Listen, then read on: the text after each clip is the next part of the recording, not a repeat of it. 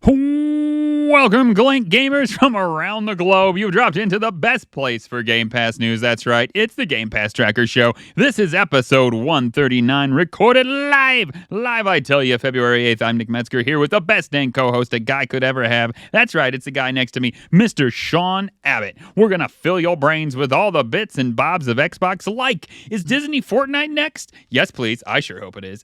Are we going to talk about Xbox making a handheld again? Yes, we are. And are Xbox first-party titles moving to PlayStation and other crazy things happening that is making the brains of the Xbox community melt out of their ears? Yes, they are. You better sit down, buckle up, because Game Pass Tracker Show is one crazy ride.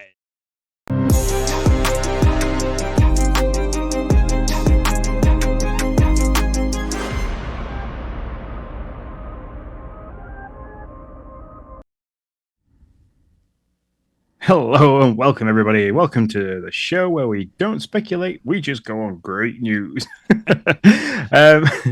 What is up, everyone? Welcome to today's show. We just want to welcome you all to your favorite Xbox Game Pass podcast, the Game Pass Tracker Show. You can find us on pretty much every social networking site out there. We're killing it on Threads at the moment, almost at the 5,000 mark. And I think if you go over there, there's a little bit of nice news that you can find us. Everything is at Game Pass Tracker. If you have any thoughts, any questions, do not hesitate to shoot us an email. All that can be directed to the show at gamepasstracker.com. And if you like what you are hearing, and we'd love to hear it, you can leave us a review on your go-to podcast app of choice. It really does help us grow and reach more fans. So please give us some likes, give us some stars, and leave a review.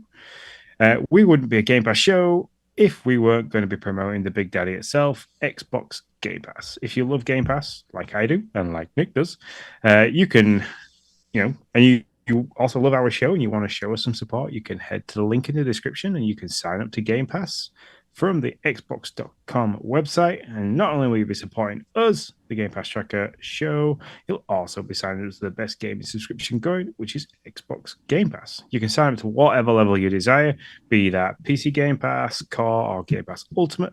Just play your own way by using the code in the chat or the show notes, and you'll help us to continue to create this little awesome slice of the internet that we absolutely love to make for you guys out there, our amazing fans. So, Nick, without further ado, let's go to the Game Pass headlines.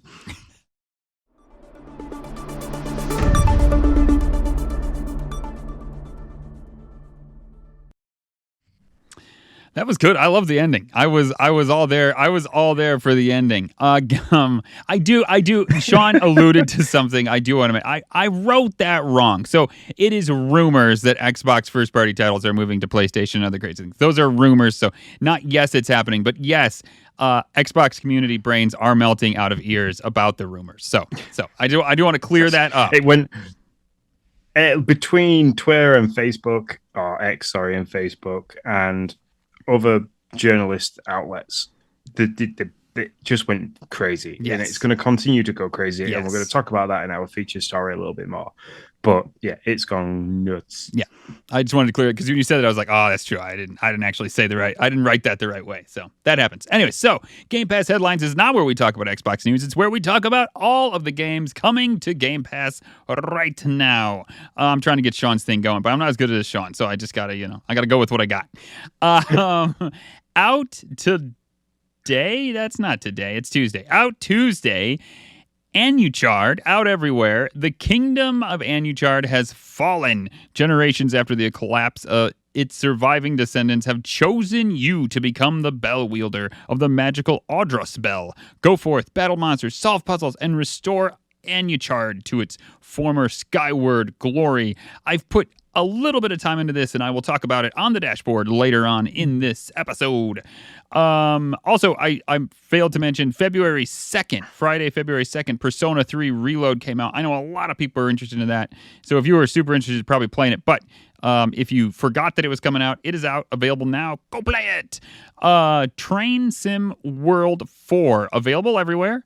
Out yesterday, February 7th. Hit high speeds, roam free along the tracks, and get creative with a host of new tools and features in Train Sim World 4. Design your own liveries. Liveries? Sean, is it liveries or liveries? Do you know? Liveries. Right first time. Thank you. Plan scenarios and capture rail fan shots with a new photo mode across 3 detailed routes in the UK, Austria, and the USA. February 8th, that's today, friends. Madden NFL 24 available console and PC. Man, this has got a fan base. There are people who are excited about this. Get ready to light it up in Madden NFL 24 with EA Play. So you gotta have EA Play. Gotta have Game Pass Ultimate. PC Game Pass or Ultimate members can start your season on February 8th when it joins the playlist. And from then until March 8th, you'll also score an Ultimate Team Supercharge pack. All these games just came out in the last week or so. So there you go. Sean, what is coming out next week? So out next week, this is February 13th, coming to cloud, console, and PC, is the Resident Evil 3 remake. So you're going to go and join Jill Valentine, and she is the last remaining person in Raccoon City to witness the atrocities that Umbrella have performed. To stop her, Umbrella unleashes a secret weapon, the Nemesis. So if you ever played the original, the remake is a lot harder. The Nemesis seems to be like the Mr. X of Resident Evil 3. It's just really hard. So playing as Jill Valentine, you must navigate through the chaotic zombie-infested streets of Raccoon City, sternly rebuilt using Capcom's proprietary RE engine, which is absolutely on point as far as gaming engines go, solve puzzles, encounter other gruesome creatures, and try to escape the relentless Nemesis in this reimagining of the 1999 classic. Fantastic game. Highly recommend it. Resident Evil 2's there at the moment. I have been playing that a tiny little bit. But I might slide into doing Resident Evil 3 because I don't think I ever finished the remake. I think I got stuck at a certain point and it was too difficult for me to continue. So we should go back to that. So February 14th, this is also cloud, console, and PC under the umbrella of everywhere. This is Bloodstained Ritual of Night. Returning to the Game Pass library, Bloodstained Ritual of the Night is an exploration-focused, side-scrolling action RPG packing all the best features you could come to know and love from the Metroidvania genre into a single content packed game. It's got me. I when I originally read this, I kind of read just side-scrolling action RPG, and I was like, now it's chucked the Metroidvania in there as well. I'm like, ooh. This could be something that I play via the cloud at places where I shouldn't be playing games via the cloud. Isn't this like a spiritual successor to Castlevania? Is it like I'll look that up. I'll look that up to know if I just made that up. I thought Castlevania was a first-person shooter. Or am I wrong with that completely? No. Metroid. Oh, that's Metroidvania comes from Metroid and Castlevania. Oh, like a... Yeah, it's a sweet marriage of Metroidvanias. Wasn't a thing until they were married. Anyway. I'm sorry. Well, we're completely different. Anyway, the next game, which comes out February 15th to everywhere again, is A Little to the Left, which is a cozy puzzle game where everyday messes become pleasing puzzle arrangements. Stack documents, sort postcards, and solve all kinds of puzzles across 100 levels. Over 100 levels. But watch out for a playful cat who might stop by to swipe all your hard work away. Great. So not only do I live with an absolute dickwad of a cat, I then get to play a game with a dickwad of a cat. So yay! Go for cats. Games coming everywhere, all over the place, all this month. So February 15th, another one, Plate Up. Classic cooking action with permanent roguelike progression, which has got Nick dancing because he likes that permanent roguelike progression. And if it's anything like Overcooked, it'll be an absolute mess to play with kids.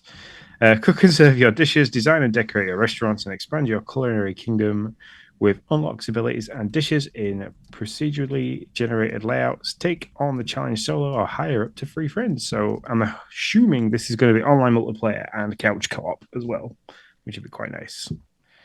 And then the last game, I do believe... Oh, no.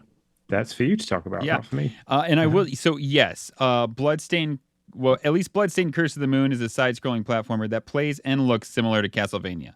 I'm not sure about the night if that's the same type of thing, but yes, it's a reminiscent of Castlevania. So just to clear that up. But the game that's coming out in the next month, February 20th to be exact, Return to Grace, also everywhere, as Sean was talking about.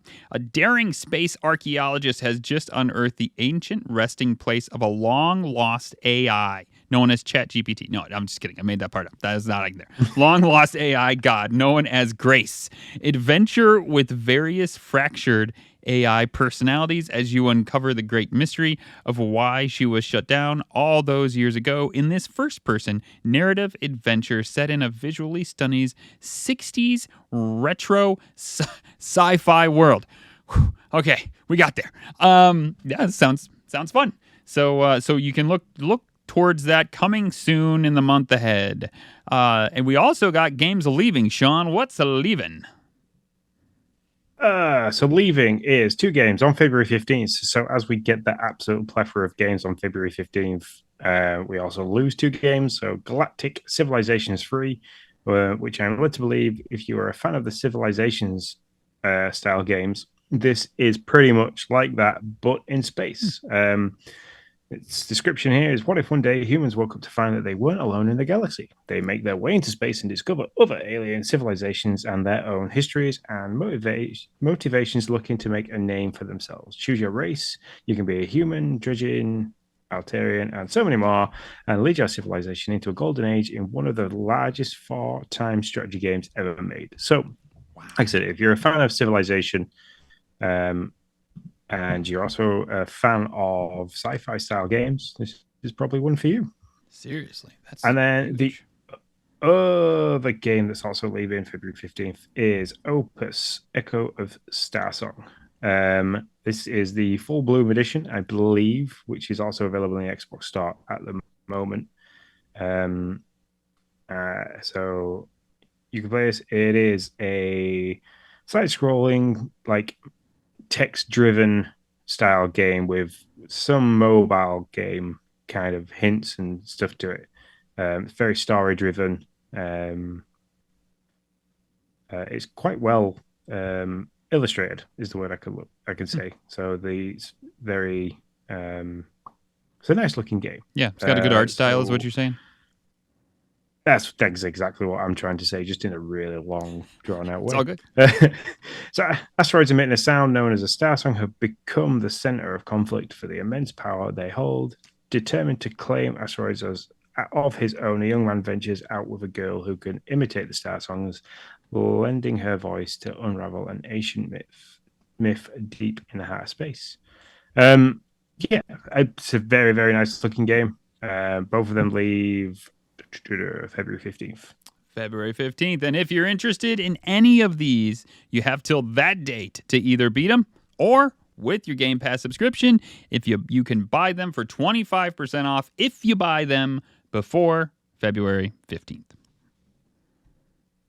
Yep. And remember, if you want any information about what games are coming, what games are leaving, what games are coming out in the future, what games you should play, and currently over on X Game Pass Tracker, running some pretty nice seasons or series about information on games that are on Game Pass that we might not have spoken about for a while. So all those, head over to X and find us at Game Pass Tracker. And if you want any news about what games are coming in the future and what games are available now, head over to Game Pass News, and that should take you to our awesome little website with mass amounts of detail as to what games are coming, with links for videos if you are interested in trailers. For sure. And off to the X feed we go.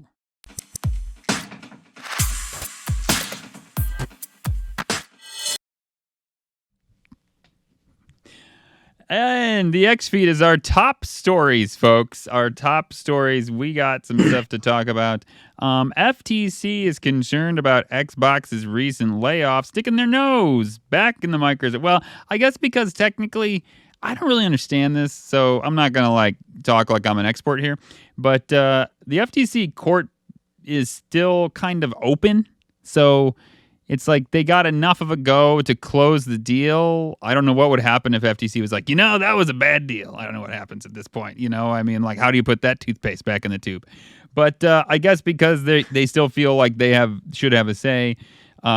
Their big thing is, moreover, the reported eliminations of thousands of jobs undermines the FTC ability to order effective relief should the pending administration proceeding result in a determination that Microsoft's acquisition of Activision violated Section 7. I feel like the race is over and they're still in the stands trying to figure out who won. But I mean, God bless them. I appreciate them. And I'm just like, I don't know. So I don't want to say too much because some of the information that I want to say about this article is what I want to talk about in our feature story. Okay, fair enough. I think there's going to be some big changes coming in the not so distant future around Microsoft Studios as a developer and a publisher, Xbox as a brand, and Game Pass as a service. I think those three things we're going to see some big changes. And I think it's because of this. I think the FTC still have a court hearing open, but they have obviously allowed the Activision Blizzard acquisition to go through because it's done that. But what some information that they've gotten during that, and I think it relates to the Game Pass subscription service and the cloud gaming service as a whole, they are still deliberating over and talking about, because I think there's a lot to be said and a lot to be done that. So, which is why I want to wait until we get into the feature story to say any more about it. But I can completely understand why they're sticking their nose in about the layoffs, because it's one of those things where two big companies have come together and they're probably going to want to sit back and say, hey, well, so how come you've done this? Why, as a business sense, why have you done this? Is it going to have an effect, especially as a lot of those layoffs that we mentioned last week were to do with physical production of games? Mm-hmm. There's a lot of them like, hey, look, your business model didn't say that you were going to do X, Y, and Z, so why have you now done X, Y, and Z? So there's a possibility that they're going to look into it in that count.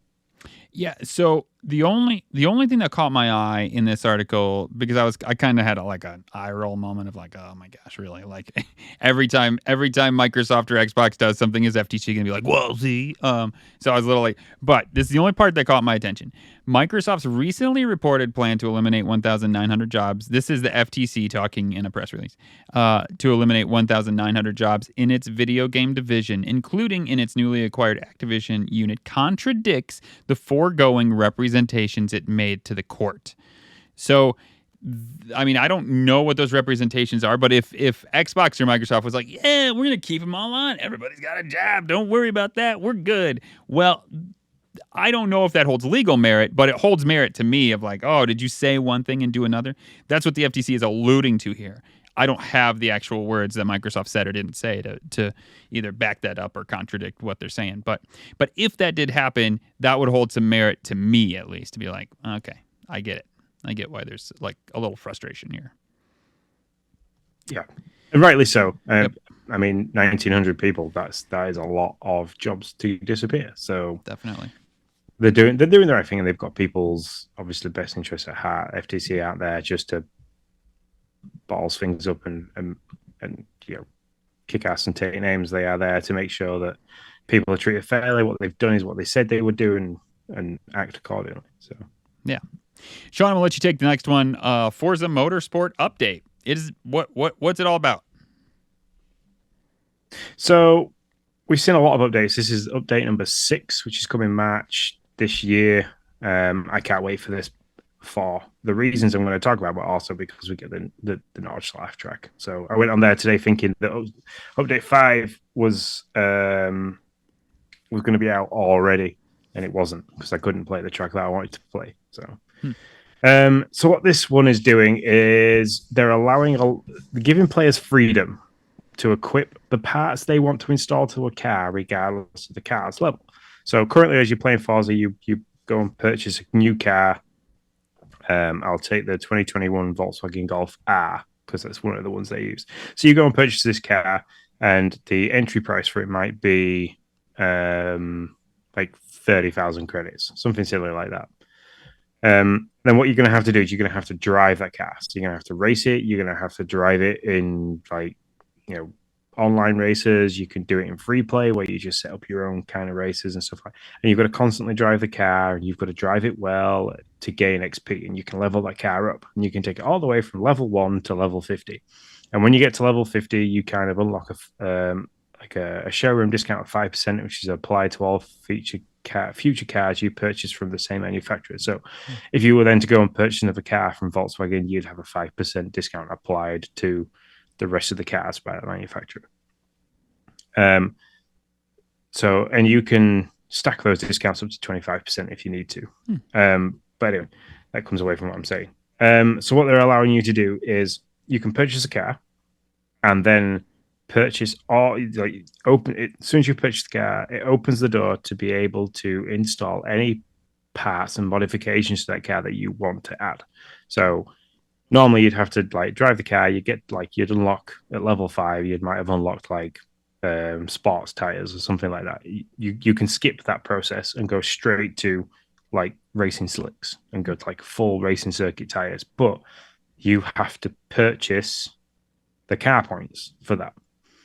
And what they've done is they've kind of worked it out on balance and gone so you can spend 4,500 credits, and that'll get you 500 car points, which then you can use those car points to purchase modifications and stuff like that to the car. So what they then kind of do, and this is why I use the Volkswagen Golf, is you can buy that car for 30,000 credits. But if you want to buy that car and take it all the way to level 50 by buying car points, it takes the cost of the vehicle to nearly 90,000 credits. So, which I think it's great. It's a good system because it's I've gone into it and I'm like, oh, I really wish I could do this to the car and do that and do this, do the other, because I'm only going to use it for 6 races in the game. And I kind of want the car to be tuned to how I want it to be, to how it's handling, because all the cars handle differently.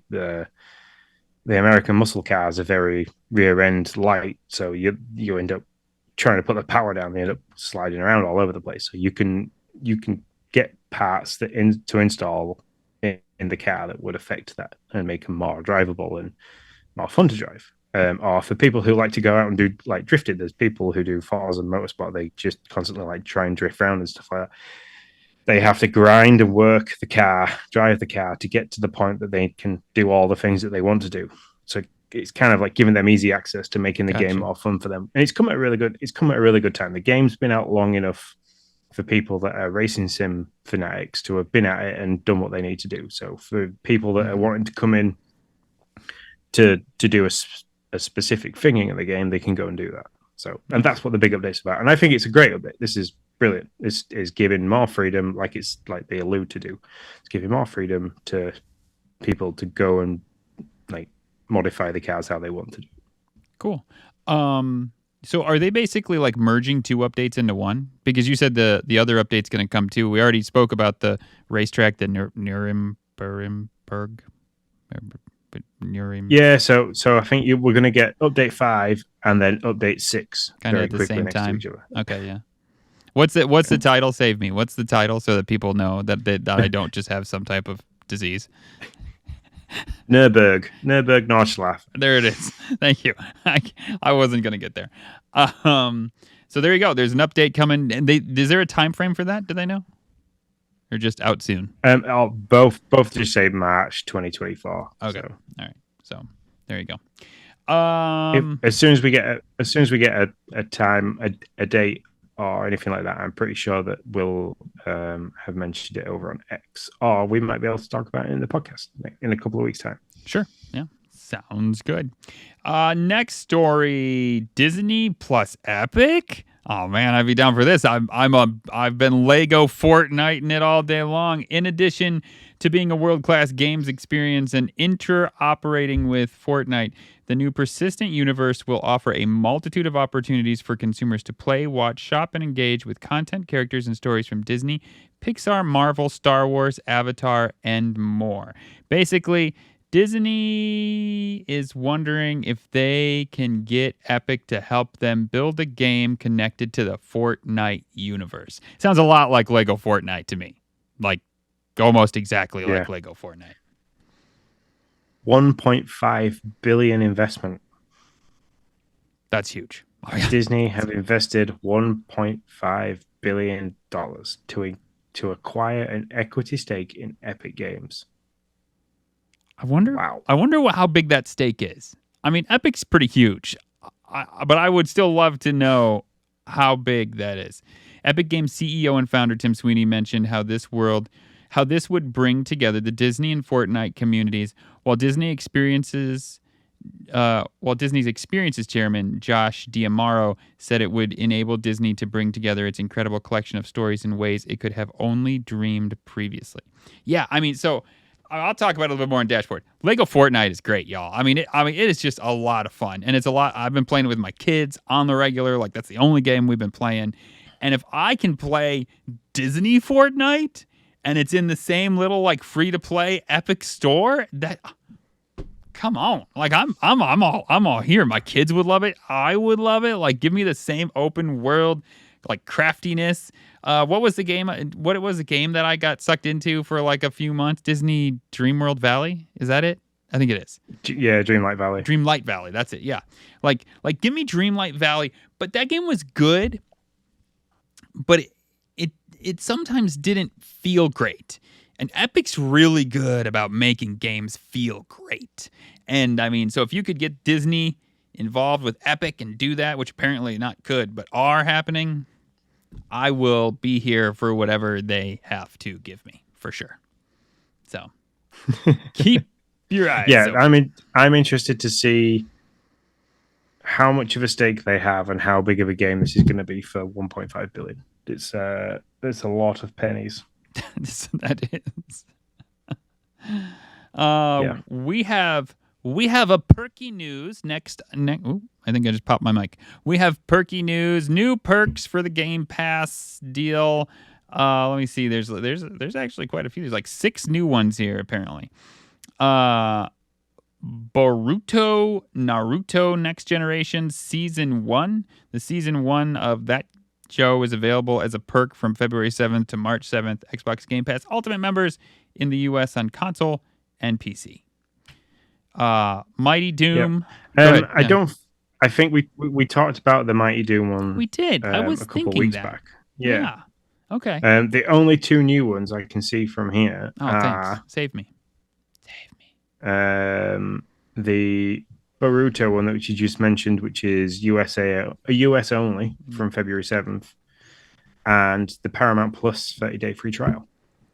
Which, come on, we all know why there's a Paramount Plus free trial. When is it? Is Halo dropped? Do we know? I think I asked this question last week. I don't think.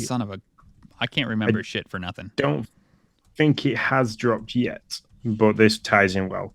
So one of the perks you can unlock is you can stream the new season of Paramount Plus's original series Halo, along with other exclusive originals, hit films, and a mountain of entertainment. Paramount.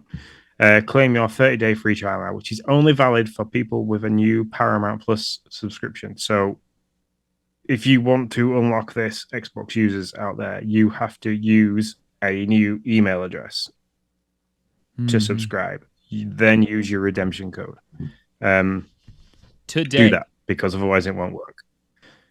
So I'll be doing it. The first 2 episodes dropped today on Paramount. Oh. Yep, season 2. Yep. There you go. So what you're going to do, you're going to wait for them all to come out and then drop the 30-day free trial and then hammer it. So I'm not going to lie. Last time they sucked me in. So my wife was like, hey, it was like 5 weeks later. I mean, and I wasn't even watching it. But my wife was like, I hopped on to Paramount and they let me watch all kinds of things. And I was like, well, they have a free service, honey. And they were like, she's like, yeah, but all kinds of things. Like, are you sure we're not paying for that? I was like, no, I canceled that. And I was, but then like I was curious, so I went on and I was like, shit, I didn't cancel that. So they got like 3 months out of me before finally realized. Which that's how they do it. It works. I totally forgot to cancel it. So, but what I will say, and I said this, Nick, before we started this evening, if you are a Sonic fan and you enjoyed the Sonic movies, Sonic 1 and Sonic 2, I would wait to start this because April 26th, they are doing a 6-episode event for of Knuckles. So it's like a 6-episode series, and it's all about Knuckles, like stuff he gets up to after the end of Sonic 2. So if you want two things to watch, which would be the new Halo series, which probably will have had all the episodes dropped by then, and then this Knuckles thing, I'd hang on, wait for to drop that 30-day free trial, and then you have two things to watch. One thing you can watch with the missus or on your own, and the other thing you can watch with the kiddos. So yeah. Halo season 2 of Halo is 8 episodes. 2 drop immediately, and then 1 weekly for what I would imagine is the next month and a half. So, yep. There you go. Which is not enough for you to get that 30 days. So, yeah, exactly. They're smart about this. So about those handheld things, Xbox might be looking into a handheld console as PlayStation rumors circulate. Tom Henderson came out and said on X, my 2 cents is that given the increasing popularity of handheld market as of late, this is probably one of the best educated guesses that you can make, which is that Xbox is in development for a handheld. And Jez says they are. So Jez Corden, that is. So, all rumors, but we've talked about it before, and obviously Sean and I have said that we are very interested in a Xbox developed handheld. I certainly would be. So I would love to see something like this come to fruition. So as these little bits and pieces pop up, we'll keep you guys up to date.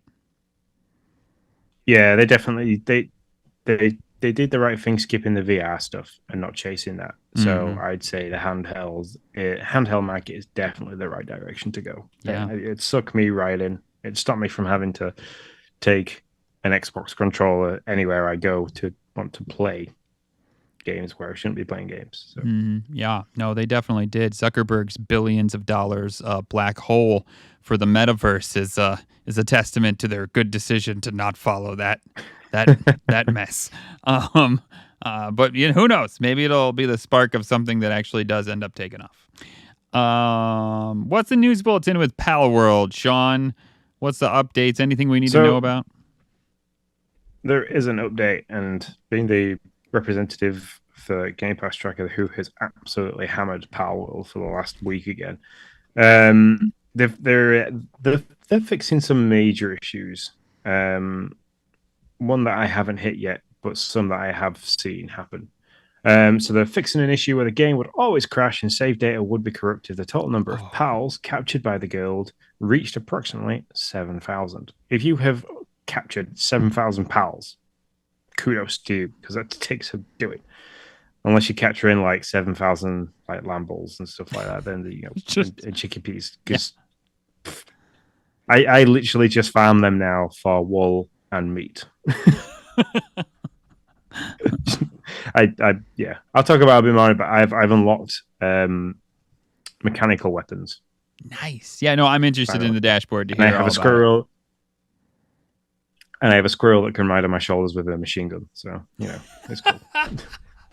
This game is so fantastic. I love this. I need a picture of this, Sean. You need to send me a picture of the squirrel with the machine gun. And then probably put it on X. Or just put it on X and tag me. That's even better. Just do that so everybody can see it. Yeah. In a previous patch, the save data that had already been in this state broken for the servers, and the servers world data remained in a broken state that made it impossible to load. But after applying this patch, it will be resolved and you can load it properly. So if you've had save data that has gone corrupt because of the thing that we just talked about with the 7,000 pals, they have now saved that data for you, so you can reload that. They fixed an issue where some weapons equipped by other players would disappear when a player used a grenade in multiplayer. Didn't realize they had grenades, which is cool.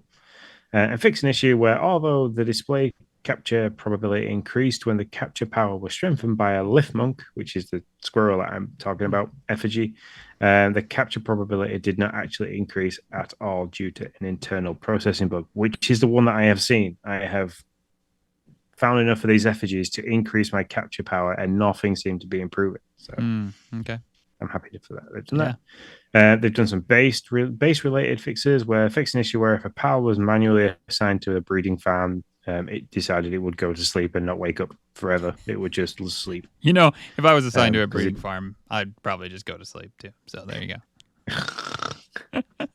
Um, interesting. You have to assign a male and a female, and you have to put cake in a box for them to do the business. go. Food, you know, it's the Yep. it's the way to the heart. And also, they fixed an issue where no wood would drop when a pal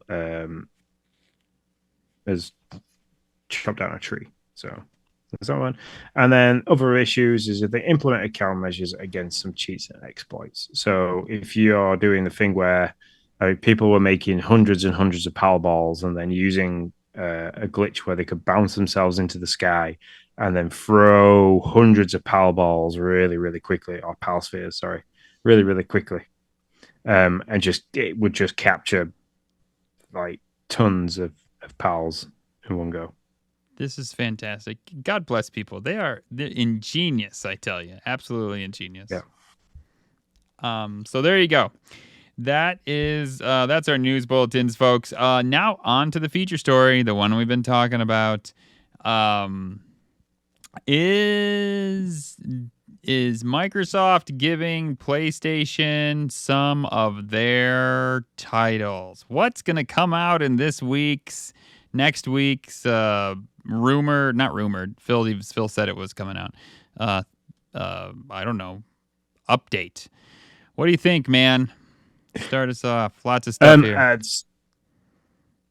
So first, I think the first rumor that came out is the video games heading to PlayStation 5, which sparked an absolute massive online debate across all social networks. I saw it heavily on X, but the couple of gaming communities that I'm in on Facebook, they were also going pretty crazy about this as well, saying that Xbox was folding, it was closing it down as a company, and Microsoft was absolutely in a shit state, and they were doing this, that, and the other, and there was loads of crazy stuff happening because they were having to sell their games to PlayStation to stay afloat. None of that I believe is true. I instantly went on the stock market and had a look at like Microsoft's current stock price, and it didn't drop very far. A lot of things dropped that day, apart from Nintendo. Nintendo always seemed to do the opposite. Like Sony's price plummets, Xbox price plummets, Nintendo goes, Meh. Yeah. Nintendo's Teflon crazy. right now, baby. I mean, they can't do nothing wrong. Yeah. So that stayed up there. The net worth of Microsoft as a total on the like the Forbes website, I believe, stayed at 3.01 trillion.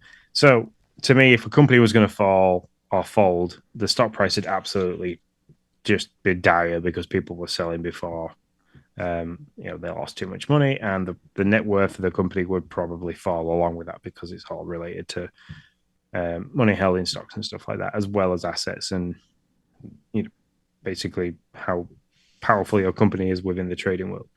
So all that kind of. So I took a step back from that, and I even said, hey, look, the stock price is absolutely solid, and I can't see the company the size of Microsoft or Xbox just closing its books and saying, yeah, we're done. So definitely not. Squash that about them closing. As for the games heading to PlayStation 5, yeah, absolutely fine. Go with that. PlayStation had things like Stray on their PS Plus service. Stray then came to the Xbox a year later, but we had to purchase it. This is only going to be the same way around. We've got games made by Bethesda, which isn't a Microsoft exclusive company. They are allowed to other platforms like Nintendo and PlayStation. Take Doom, Fallout, for example. So for Starfield to go to PlayStation would just make perfect sense. Apart from if you're a PlayStation user, you're going to have to pay for the full price of the game, which will probably about $70. Where us elite mortals in the world over here at Game Pass, we get to play it as part of our subscription. So I joke, by the way, we're not just elite.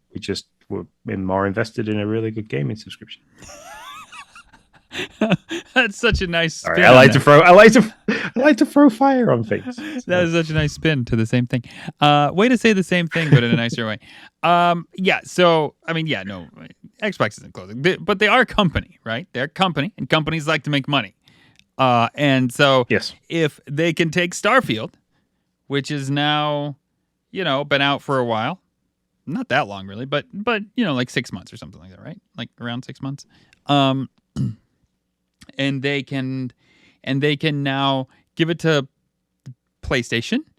Not give it, but put it on a PlayStation and make more money. Then they're going to do that. And there's no reason that they really shouldn't. And you know what? In the end, not only do they make money from PlayStation, it doesn't ruin your Xbox. It really doesn't. If anything, people are going to be like, shit, this is a good game. And I can play this game on Game Pass with my subscription for free. Maybe I should go do that. So I think they're looking at this of, listen, we're going to make some money on the front end, and we're probably going to gain some subscribers in the long term. So yeah, I don't think there's any reason to have a problem here. It's okay if Xbox has given other titles like Ori to other platforms. So I don't know. I just when I read it and then I saw the meltdown that was going on in the community, I was like, guys, what's the problem here? Just let this happen. Now, again, this is a rumor. This is not 100% fact. Although, if I were to guess, I'd say it'll become fact next week. But at the moment, it is a rumor. So yeah, I don't have an issue with this. I don't think they're going to give every title, and I don't think they're going to give titles day one. That's something I don't. Although one of the rumors is consideration about Indiana Jones and the Great Circle going day one. So I don't know. But I would hold on to titles for 6-8 months, kind of like if Starfield goes over. That makes sense to me. But they know what they're doing. So see what happens. So Indiana Jones and the Great Circle, to me, could be released on all of the consoles that are able to play it day one. For me, that's fine. It's a war. Is it Machine Games that are doing it? Not Xbox Studios. So it's Machine Games building the vision that Todd Howard has for a Indiana Jones game. So it's not actually a Microsoft Studios doing it. This is a third-party studio away from the Microsoft umbrella, as far as I'm aware, that are creating this with some help with some of the Xbox Studios. Machine Games is under. I just Googled this because I thought it was, but Wolfenstein developer Machine Games came under Xbox ownership when Microsoft acquired Bethesda in 2021. So it is an Xbox studio. Oh, yeah. Okay, so fair enough. I apologize. So yeah, again, it's the Bethesda thing. So it's a Bethesda game made under the umbrella of Microsoft Studios. So for me, yes, when that drops, day one release on Game Pass with our subscription, absolutely fine. But if you want to play this game on PlayStation, go pay the full price for the game.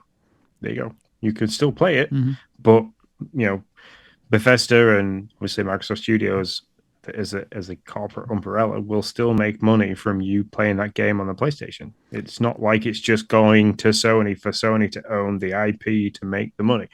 It's just not happening, and it doesn't bother me at all. In fact, I wish more stuff like that was happening, because the idea of being able to play games anywhere and everywhere and share them across platforms is absolutely fine. Yeah, I mean, I just wish sometimes Sony would reflect that, right? Because it'd be awesome to see Spider-Man or God of War to come to Xbox. Those games that you guys got over there at PlayStation on the PlayStation Plus network as part of your subscription, I would probably have paid full price for God of War if it was on Xbox. Mm-hmm. Yeah, I don't disagree with you. The Horizon games look amazing. I'd love to play them. But so here's the thing though. No, I'm not in the PlayStation community. Literally, I don't own a PlayStation. I don't keep up with a lot of stuff. But as I see it from the outside, Microsoft has the ability to do this, because Microsoft not only has these exclusives that are that are really cool. They also have Game Pass. They have this other hook back home, which is going to keep people gravitated in their community. Same with Nintendo. Like, Nintendo has another hook. I don't think their exclusives are ever going anywhere, but their hardware is another hook. So that keeps Nintendo fans in the Nintendo community. I don't see another hook. Happy to hear it out, but I don't see another hook for PlayStation except for they have banger games. So they can't give the banger games away because then they don't have another hook to have people come back to the home base and pay for their shit on their stuff. And I think that's why Xbox can do this and be okay. Because even if Xbox does this stuff over here, I'm not going to go straying over there to PlayStation to go play it because I got to pay full price. But if I was already on PlayStation stuff, then sure, I'd probably pick up a few Xbox games that were $70. But it doesn't make sense for me to go over there and play it and leave my Xbox when my Xbox got it for free. So, or with my Game Pass subscription, not free, but whatever. So yeah, but I just don't understand what the big deal is. Like, let the guys make some money. They just spent a lot of cash to acquire Activision. They are not broke. They are not going out of business, but they do need to make money to recoup investments. That's for sure. So let them go out and recoup that investment and do that stuff. And why does it matter? So yeah, I agree completely. So then going into this further, talking about Phil's marketing update, our business update is coming in the next week or so. I don't know if it's going to be in the next week or just over a week. He hasn't given a date for it. His tweet literally just said, "We're working on it and stay tuned." Mm-hmm. So I think if you are a big fan of X and you're a big fan of Game Pass Tracker, you'll have seen that there's been 2 X spaces that have happened. And on there, Garrett was the one that was hosting those. He had a couple of people. We had Tim Dog on there and stuff like that. So people were coming on and they were talking about all kinds of different stuff, all talking about the direction which Xbox, Microsoft, and Game Pass could go individually. I think some of that, not all of it, and I don't think the full details are all going to be alluded in this business meeting. I am a firm believer that Microsoft Studios are going to partner away from Xbox. So we're going to see a divide. It's not going to be Microsoft Xbox. It's going to be Microsoft Game Studios, Xbox, and then Game Pass. All 3 separate things. Xbox, the brand for the hardware stuff, which is going to continue, and I don't think it's going to continue forever. I think in a decade's time, we might still be referring to it as an Xbox controller because that's what we do. As we get older, we stick to a brand that we know. It's like old dog. Yeah, it's like Starfruit, Starburst, and Opal Fruits. You know, we still call them what they were. And there's people that still call Snickers a marathon bar. So you know, it's just how people get. But okay. In decades time, I don't think there's going to be Xbox hardware. I think it'll be called something completely different. Game Pass is going to go and do its own standalone thing, and they will remove the Xbox logo from it and create a new logo for Game Pass specifically. So you'll have Microsoft Studios as your developer and publisher for their first-party games and everything that sits underneath, and they will have IP that they own. Xbox, the brand, will slowly be diminished and close out, including hardware sales and things like that, and development will just dip. And then Game Pass will go, and we're going to see a huge spike in hardware around Game Pass and the cloud subscription.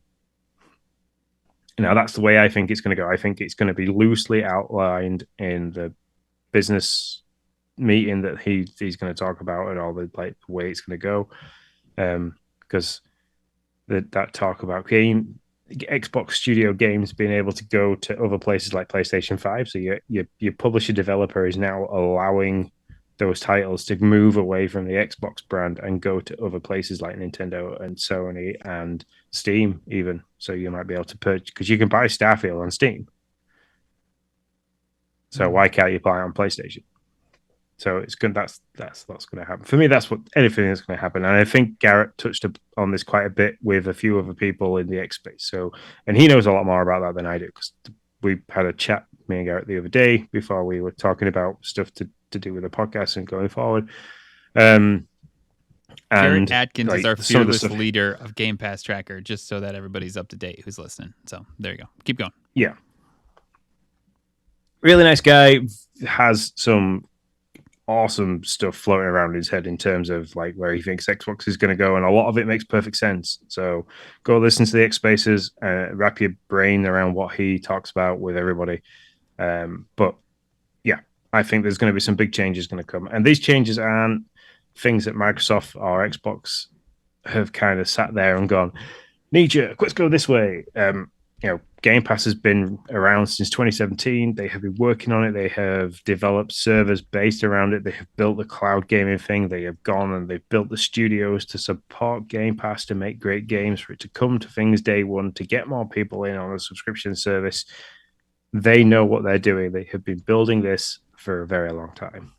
So, yeah, for sure. I think it's likely that Xbox goes away, but probably not in the short term. Like you're saying, which is pretty much what you said. I think it's cool because I think I said this somewhere to somebody. Xbox is, I think, at some level in the beginning of its life, maybe even some in the middle, was kind of like that uncle in the family that you never wanted to really associate with. For Microsoft, they were always kind of like, yeah, they're doing their thing over there. It's cute. We're over here making shit tons of money with Office and all the other, and our servers and all the subscription-y stuff. That's cute over there. I think Phil has taken it from look at that cute department in Microsoft to giving them a seat at the adults table, and now being like, yeah, that's a Microsoft department, and they're killing it over there. Freaking killing it. Yeah. So I'm excited for them for that. Go ahead. So that conversation you had with Bruce in our little like Xbox Friends Discord that we have. So. Yeah, that's where I knew it was somewhere. And so I'm excited. I'm excited for them for that. I'm excited to see what happens. I do agree that I mean I've said before any of this happened that the hardware wasn't hardware as we know it, as like the Xbox, is not going to be there. You're going to be working off of an Xbox, like a little box, and you're going to be downloading your shit, and you're probably, there's going to be some people that aren't very happy about that. And you're either going to be downloading digital games or into this little box, or you're going to be streaming crap. Those are going to be your options. I do think, and you've talked about hardware. I would love to see Xbox come out with a handheld. I do wonder if they're looking at the market right now, looking at the Apple Vision, knowing that they have the HoloLens right now that sells for a crap ton too, and they're probably looking to see what does the Apple Vision thing do? Like, do we skip?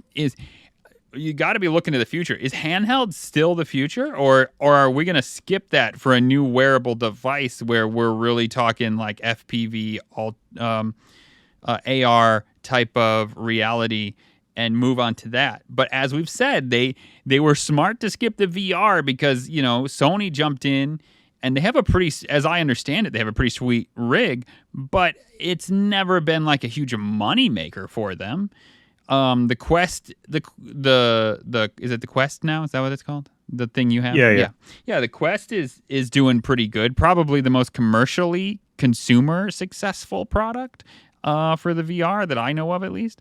So I think they're trying to figure out where do they jump in. You guys, like, you got Russian water, and there are all these different sectors of the gaming industry, and it's like, do you jump in on the handheld, or is the handheld market already pretty much downriver, almost to the waterfall? Like, is the new raft that you need to jump in actually AR wearable shit? Okay, well, let's jump in. And I think they're trying to figure out where the hardware is to jump in. It's not boxes anymore. I think that's obvious. It's not. And yeah, I don't think it takes an analyst to be like, I think the boxes are kind of shipped and sailed. Nobody, no, that's pretty obvious. But what's next? And I think that's what they're trying to figure out. I'd love for him to highlight that. I don't think they're there yet, but that would be great to see what they think. Yeah. I mean, the Apple Vision, I think, is a really good test bed.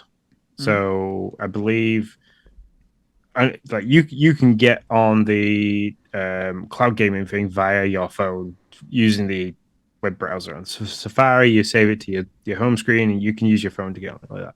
So I don't know if you can do that in the Apple Vision Pro, but we talked about the other week that they were making a standalone app, which I'm just going to quickly look for now, like a standalone app for xCloud. So if they do that within the Apple Vision Pro, and so you're wearing this Apple Vision thing, and you just pick up your controller, and it does the same kind of thing that it automatically does with your MacBook. So you look at your MacBook, it registers that device. You can then bring up the screen of your MacBook in front of you and do what you want to do. So you look at your Xbox controller, and it automatically registers that as the Xbox controller and fires up the application for Xbox cloud gaming. And then you just flick through it, bring game. You can make the screen as big as you want, as small as you want. You can make it as immersed as you want, because Apple Vision does that thing where, like, when you're watching a film, you can pick a landscape that sits behind it, so you can take away. It gives you that full immersion kind of thing. So do all that kind of stuff. Like you say, AR technology is probably the way to go rather than VR technology. I've played the xCloud via the Meta Quest 2, and it works. It's not very clean and crisp. So I think it's down to the Meta Quest 2 being able to handle it. But the idea of being able to just sit on my living room sofa with the Xbox controller in my hand, wearing a headset, and I have a 90-inch screen in front of me is awesome. Especially if you can work that with spatial audio and stuff like that, like the Apple Vision Pro does. You're like almost at the point of Ready Player One style gameplay. Yeah. I mean, and I think they're looking at it and saying, okay, Apple's first to market. I mean, there are other of these goggle type things, but what Apple's doing is really first to market. It's a different beast than Quest and all that stuff. So Apple's first to market with it, but they're like, okay, exactly what you're saying. Let them be the test bed. Let them do their thing and see if we jump in with an AR goggle. Learn from them and see what happens. They're not done with hardware. They're just done with console boxes. That's my main point. So whatever that looks like, I don't know. They'll still be in hardware. I just don't know what hardware they'll be in. And I don't think Xbox will be there. I agree. I think Xbox will go away and it'll be Microsoft Gaming and Microsoft Game Pass. But listen, y'all, so before anybody gets roasted, this is all rumors, okay? We don't really know what's going to happen, except for we're going to have a chat from Phil and friends in the next few weeks, and they're going to tell us something about the vision of Xbox. But what it looks like, we have no idea. We're just over here shooting shit and throwing stuff against the wall, and we'll see if any of it sticks when Phil talks to us. In my opinion, I would like them to make one more console. Just like go, balls deep in it, and make like a super powered, the PC style towered console that does accept discs if you want it to, but you can have a diskless version, have it so it's 8K ready, throwing out all the teraflops and frames per second that a PC can do. Make it as high end as possible. Have that as your last hurrah for a console. Make it stupid price, because if you turn around and say this is going to be our last console in manufacture, and it's £750 to buy it or $750 to buy it, people will buy it. I'd buy it. I'd sell my Series X and buy that and be like, hey, look, I've got the last ever console. It can do more than my TV can handle, but I don't care. If I plug it into my TV, it will fry my TV, but I'm going to do it anyway. Yeah. But so go out on a bang, go out on a win, say, look, we finished with the console race now, but we are still, like you say, looking into hardware directions. Make the controller that connects to the TV and it's all Bluetooth and wireless, and connects directly to your Wi-Fi, but works with your TV, so you can play Game Pass on your TV and stuff like that. Just yeah, that I will not come away from Xbox as a brand and a follower because it's out of all the three, I've owned a PlayStation, I've owned countless Nintendo consoles, and I've owned countless Xbox consoles, and I always end up getting rid of my PlayStation console. So that's just who I am. I prefer Xbox and Nintendo, um, so that's the way I'll probably always go. Yeah. No harm there, man. Whatever you love, play it. That's what I say. Which is another reason why Xbox games should just be over there. Just let them play it. Xbox wins. They make money. They win. They get to play the games. Yay! I don't know what the problem is. I'm sorry. Why can't we be friends? Yeah, exactly. You know, like as long as everybody's getting along and everybody's doing their thing and everybody's happy, then let's just do it. Yeah. So there you go. That's our feature story featuring what the hell is going to happen to Microsoft in a week. We don't really know, but we sure can't wait for Phil to tell us. There you go. Nope. And as our title alludes, just keep calm, game on. Keep calm, game on. Amen, Sean. That's exactly it. Let's go into the dashboard.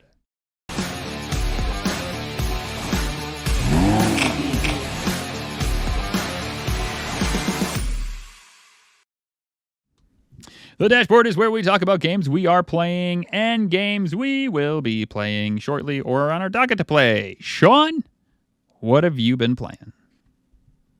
So while we have been chatting, I've added two other games to this because I want to talk about them very quickly. I've only played them for a little bit, but I wanted to talk about them really quick. So before I get into Palworld, I fired up, like I said, Forza Motorsport just to see if I could play the Nordschleife. I couldn't; it wasn't there, which I was disappointed about. So I had a couple of laps around Silverstone in several different cars because Silverstone's the home Grand Prix circuit for me. I've been there, I've walked around it. I sat and watched the Formula One on there and really enjoyed the track. So I did that. That passed half an hour. And then I fired Resident Evil 2 up. I did the start of it. I think I got to the first liquor, which is like the zombie-fied human being thing with a giant long tongue and its brain on the outside. Okay. Realized how scary that was in the remake and thought, I don't want to shit my pants anymore. So stop playing that too. you sound this is how I would talk if I was playing the game. I probably would have never made it to the liquor. Yeah, no, I remember not long after the liquors when they introduced Mr. X, and I remember how much anxiety he gives me because he's everywhere.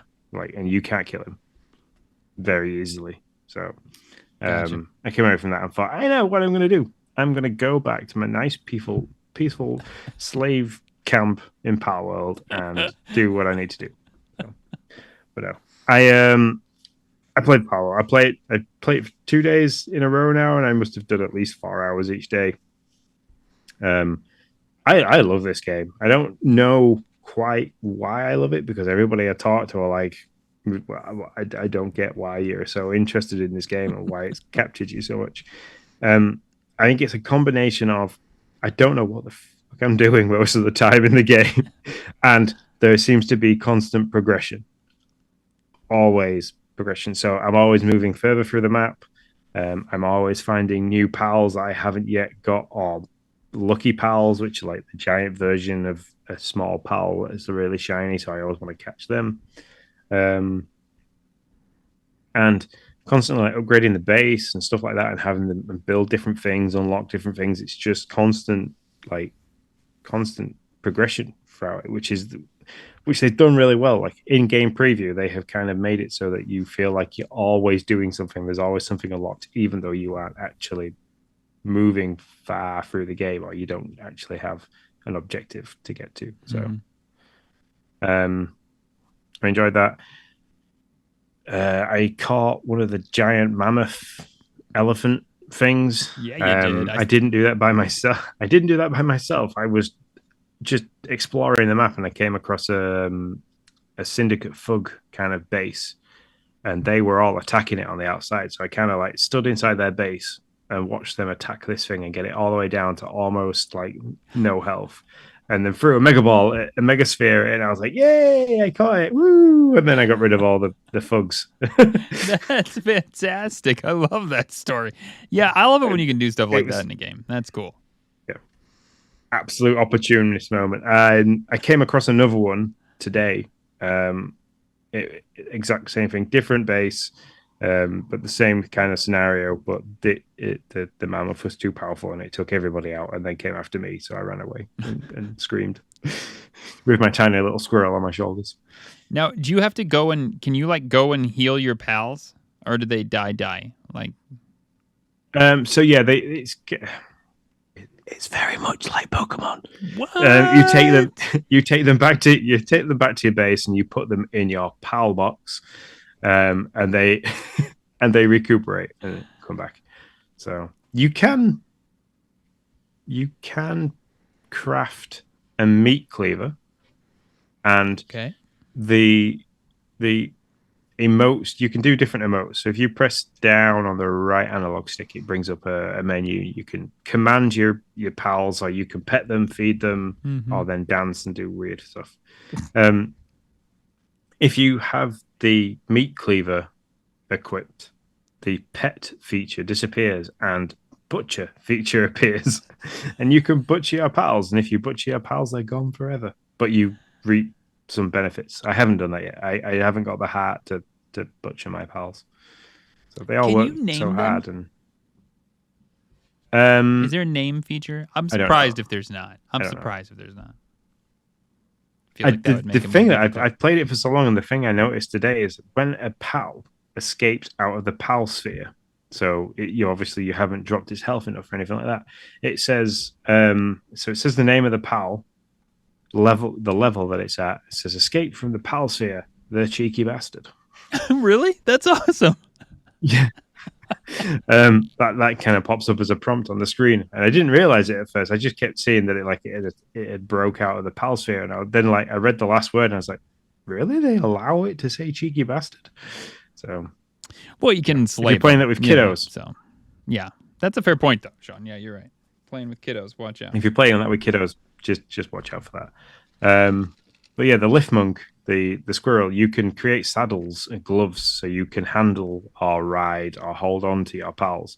The lift monk one allows them to ride on your shoulders, and he pulls out 2 machine guns and just starts firing at nearby enemies while he's on your shoulders. Hilarious to watch, very powerful, awesome to use. So yeah. You're a Pokemon player as well. I mean, you play Pokemon. If you were like, I mean, obviously Pokemon's not going to take all of this. You know, Pikachu's not going to start pulling out 2 machine guns from his pocket and start blowing stuff away. But if you had to like pull out a couple things that you think Pokemon should glean from Palworld, what would it be? The crafting aspect of the game. Yeah. For sure. I mean, there was crafting in Arceus, but it was nowhere near as good as it is in Palworld. Sure. So they need to like polish that up. And the abilities to assign harvesting tasks and building tasks and cooking tasks to your pals. So your pals are very specific. So some are really good for mining, some are good for like kingling, some are really good for harvesting and planting, and then you've got some that are really good for breeding as well. So you can set them to help in the breeding arrangements of things. And they all have different strengths and different weaknesses. And you kind of have to trial and error that, where in Pokemon, you kind of like, oh yeah, you can use cut. Oh, you can use dig. You can use rock smash. That's it. And it's kind of like they need to allow the Pokemon to help you further into the game better. So they could take that away from power. But I think that's going to be a very difficult thing to do because I think that's what makes Palworld so different to Pokemon. In terms of, you know, the IP issue that's currently going on between Niantic and Pocket Pair. Mm-hmm. Yeah. Well, so far there's no issue. They said they were investigating. I haven't heard anything about any actual suits or anything like that. So we shall see. Anything on your docket for this week other than more Palworld? I'm gonna say probably some more Palworld. I might go back into Resident Evil 3. I might skip playing the Resident Evil 2 remake again and jump straight into Resident Evil 3 and see if I can get that finished. But it is the half-term holiday next week for the kiddos, so what I do play has to be kiddo friendly. Sure, So I get that. I will tell you what I have downloaded. I have re-downloaded It Takes Two because I'm going to try my best to get Lindsay to play it with me. Nice. Nice. We made it 3/4 of the way through. At least that's what I think of it. Was somewhere around there, I think. So awesome. Hey, if it's still on Game Pass, by the time I ever get to actually meet you in person, we should finish it off in person. Oh yeah, couch totally. co-op style. Totally. That would be fantastic. For me, I have been playing Lego Fortnite. Our town is fully leveled up. We've got all the crafting stuff, except we haven't made the last version of the bench, so I need to do that. So there's probably more that I need to get done. But man, we are loving that game. Having a ton of fun. It's just great. I absolutely love Lego Fortnite, and it's great to play with your kiddos. Finished off Turnip Boy Robs a Bank. That game is absolutely great. I wouldn't say it's as good as the first one, but I will say that I finished a roguelite game, and that genre is not normally one for me. So kudos to Turnip Boy Robs a Bank, because I think one of the things I loved about it was that you knew that the runs were going to be pretty short. I mean, if you bought the full clock, you get 6 minutes. You started out, I think a run was like 2 or 3 minutes, and then you had to get out of there, or you're going to get chased by vegetable police. So that game was fun. Like I said, I don't think it's as good as the first one, but it's still Turnip Boy. It's still fun. It's still a great ride. So, and it's fairly short. I played a hot second of Anya Chard. You are a bell wielder. It's got a top down, kind of like it's a pixel art style, kind of reminiscent of maybe like a Sea of Stars type thing. Not the gameplay, but the art style. Because the gameplay is very much like, I don't know if it's an action game or an action RPG. I didn't unlock any RPG elements, but I might not have played long enough to get to them. But it's that top-down style. You got a light attack and a heavy attack. You're swinging the bell, and then you're trying to unlock lost souls so that they're no longer statues. Decent amount of dialogue, FYI. But for the little bit I played, I had fun. So those are the games that I have played. On my docket for next week is my son's birthday, because my son's a Valentine's baby. So it is my son's birthday. I am very excited to play Played Up with the kids. That's something I've been wanting to do for a while. I was bummed when it got pushed, but now it's back and I am ready to play. And A Little to the Left. I will definitely play that as well. A little to the left. I'll probably play it while my wife is doing schoolwork, getting ready for classes and stuff, because it'll make her laugh to see the cat bat stuff around while I try to organize it all. So sounds like fun. Yep, being a cat owner, you know how difficult that can be. Mm-hmm. And she loves cats. Like anything with a black cat on it is like her jam. So she'll think it's fan bloody tastic. On the party chat, you got anything else? Yeah, let's slide into the party chat. Party chat. It's party time! Oh, yeah! Party chat is where we chat about life and any questions you guys got. So if you got questions, put them in the chat and we will answer them to the best of our very limited abilities. Or at least mine. I shouldn't say that. Sean is great. You have sometimes limited abilities. So Sean, how you doing, man? I'm okay. I'm poor. I know that much. This year has been a test financially for me for many, many reasons. I have issues with the car. I have issues with teeth. I have issues with, what's the other issue I had? Washing machines. Fucking washing machine saga continues. So yeah, it's just been a bit of a very, very expensive and draining start to 2024. But other than that, yeah, I'm good. Kiddos are happy. They get a week off next week. I'm sorry. It was just like, you just like listed this like long scroll of stuff and you're like, but other than all of that, life's effing great. How back Well, to you, Nick? The thing is, the thing is, I don't know, I've spent the beginning of this year trying to work very hard on my mental state. So it didn't end very great at the end of last year. The beginning of this year was supposed to be a better start. The financial situation hasn't helped that much, but I have been reading a lot of stuff. I've been doing a lot of like but work on myself. And It's awesome. One of the things that I've been reading a book called by Ant Middleton, which is about 15 ways to better improve yourself, and it's a very, very good book. He's an ex-SAS. He's ex-SAS. He did the show He Who Dares Wins, kind of thing. You might have seen that on TV or maybe not, but if you are listening to your watch, so you'll know who Ant Middleton is.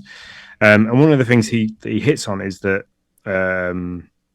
he was struggling with work at one point, and like he didn't have milk in the house to feed his kids and stuff like that. He had a baby at the time, and he didn't have the milk to warm up, and he was like panicking about it, and he had a full-blown anxiety attack regards money and stuff like that, and he had to break into his kid's piggy bank so he could just have enough money to get milk to feed the kiddos. Tough. But it kind of says, like, is one of the things that he took away from that situation is that money shouldn't be something that you can get completely stressed about. Yes, it's difficult. It helps you. It does a lot of things. If you don't have money, you can't make ends meet. That's fine. But when I say it's been an expensive start to the year, it hasn't left me like where I can't make ends meet. I can't. It's just that I'm spending more money than I would like to. So, but money's money. You can always go and make more money somewhere and do something to make more money. So I try not to let that stress me out too much. But the things I take more importantly is my kiddos' health. My kids are really healthy. Lindsay's she's really enjoying work at the moment. She's looking forward to a week off. We're going to go and eat lots of pancakes in an American diner next week. So we're super excited for that. So there's lots of things to be positive about as well as the negatives. So that's what makes me be able to say, oh yeah, other than all that, that's crap, awesome. I'm good. Yeah. So yeah, cool. My kids have been sick for 2 weeks. Speaking of health, one and then the other. No, nothing horrible. Okay, like nothing horrible. But man, I am sick and tired of sick kids. Let me tell you that much. Like and I think we're on like the final end of this. So I'm glad to get. I'm glad to be out of it.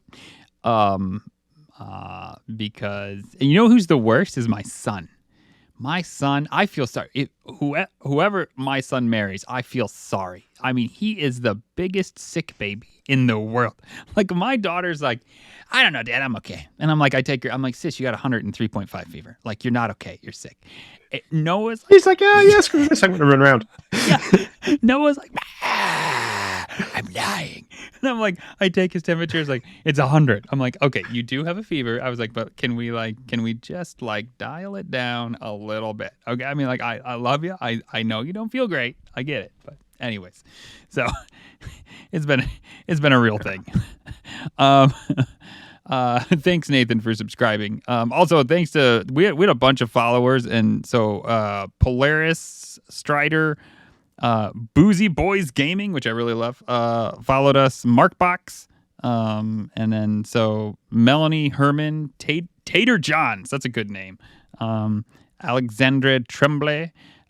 So thank you all. That was all tonight. So thanks. We had a bunch of follows and subscribes and likes, and it all means a ton to us, and we really super appreciate y'all. So yeah, that's been trying, but other than that, I was really hoping, because it's February, we're going to this like bouncy place for it's his 10th birthday, and he was super. So I was just like, please let him get well, for this thing, and so he is on the mend, and he'll be okay for Saturday for his birthday party. So that is good. So you've got a heavy weekend then. If you've got kid's birthday and then Super Bowl on Sunday, yeah. It's a test for the Chubbies bracket this weekend, dude. Oh, I'm not. No, you know me. You know I can avoid it all. I like frustrate the shit out of my family. I'm like, they're like, here's this. I'm like, I'm not eating that. And they're like, oh yeah, because you're on your stupid little thing. So to enlighten everybody, I'm on this like weight loss challenge. 2 years ago, I won it.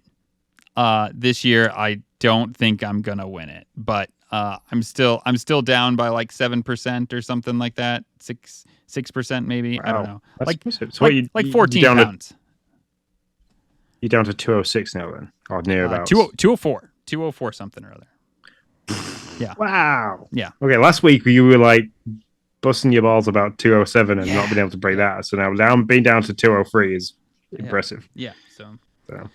So I'm part of this. So you're right. It totally is. But it's Super Bowl, which everybody wants to get together for. I tried to like nix that idea, but it didn't work. So yes, we're having like a little Super Bowl gathering. I wouldn't call it a party, but just like a couple of family members. So a Super Bowl thing, the kid's birthday. Then we'll have the actual kid's birthday on Valentine's Day. Then my grandmother's 90th is on Friday and Saturday. So on the next Friday and Saturday.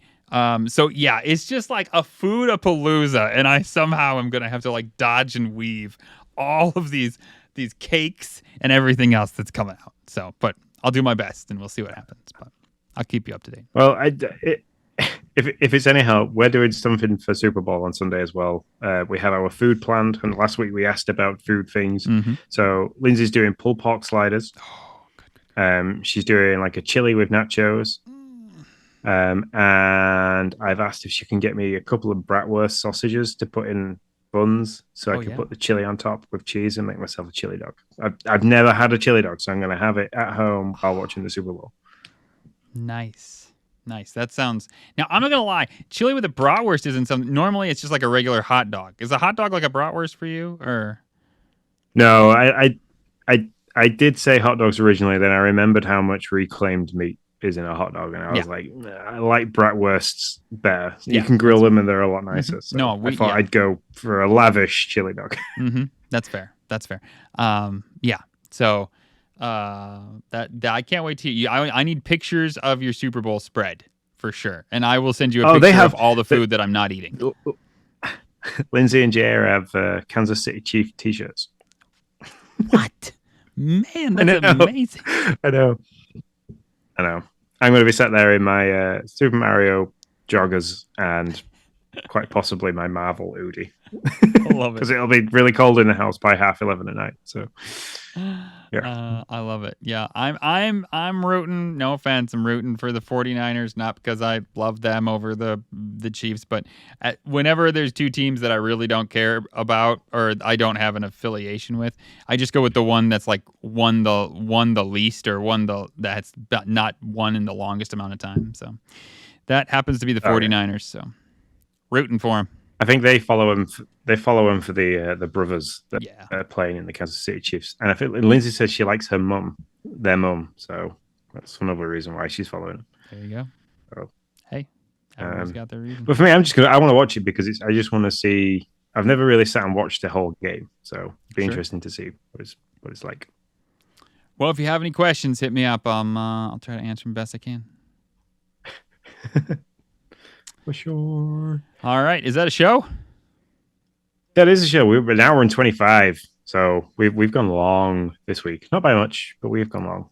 But yeah, thanks everybody. Thanks to all the new people in the chat and all the new people that have followed us. And for why can I not see the activity feed for who's just subscribed? But I have a mini feed from Streamlabs that I can see from all the different channels. So that's so who was the person that subscribed? Nathan. Okay, well, thank you very much for Nathan for subscribing. But everybody, thank you very much. Thank you very much for sitting with me and Nick. We will have a really interesting podcast if Phil and Sarah decide to get together and have a chat about the business and the direction it's going, because Sarah is the new face of Microsoft's Xbox Activision, that kind of level of stuff. So it'll be interesting to hear from her. If you have any questions, fire them off the show at GamePassTracker.com or get in touch with me directly, Sean_Abbott at X or Nick10DOH for X to get hold of Nick. Everything else is at Game Pass Tracker. If you like what you hear, please leave us a review, leave us some remarks, leave some feedback. Keep your eye on X as well for any spaces, especially with the rumors and everything coming to fruition. There will probably be some awesome coverage on there from everybody at our social side and from our fearless leader, Mr. Garrett Atkins. So yeah, until next time, guys, we shall see you later. See you later, guys.